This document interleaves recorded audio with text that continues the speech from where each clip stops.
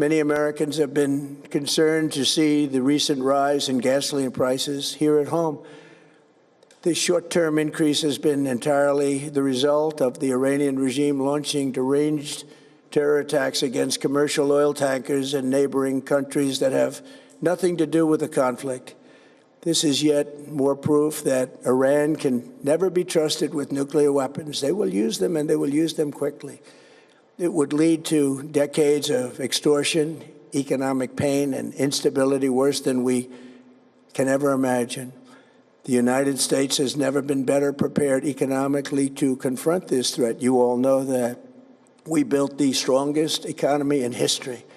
We're going through it right now, the strongest in history. In 1 year, we've taken a dead and crippled country. I hate to say that, but we were a dead and crippled country after the last administration and made it the hottest country anywhere in the world by far, with no inflation, record-setting investments coming into the United States, over $18 trillion, and the highest stock market ever, with 53 all-time record highs in just 1 year.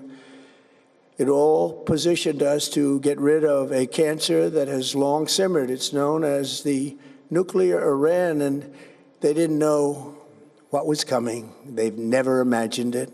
Remember, because of our Drill Baby Drill program, America has plenty of gas. We have so much gas. Under my leadership, we are #1 producer of oil and gas on the planet, without even discussing the millions of barrels that we're getting from Venezuela. Because of the Trump administration's policies, we produce more oil and gas than Saudi Arabia and Russia combined.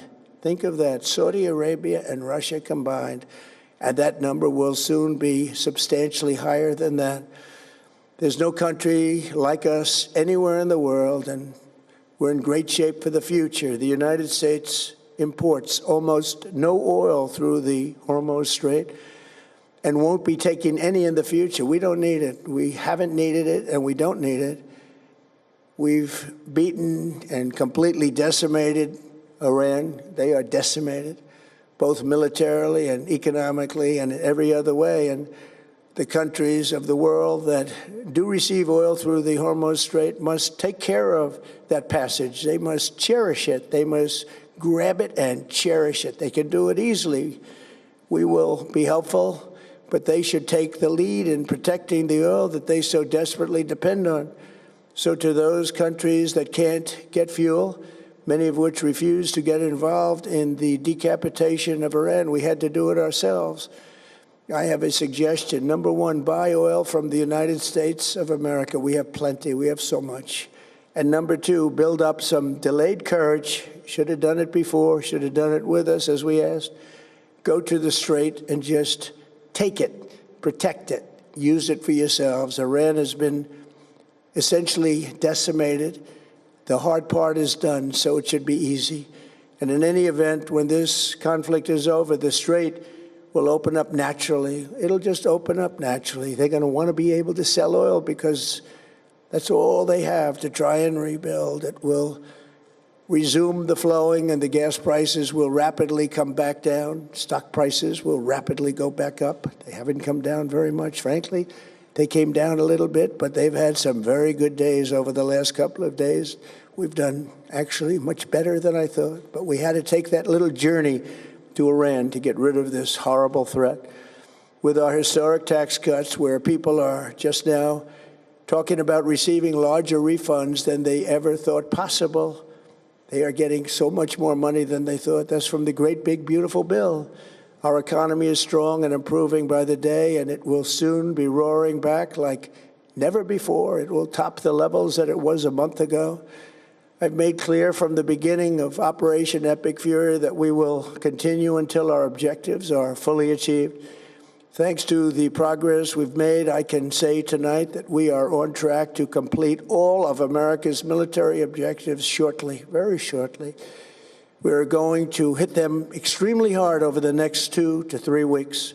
We're going to bring them back to the Stone Ages where they belong.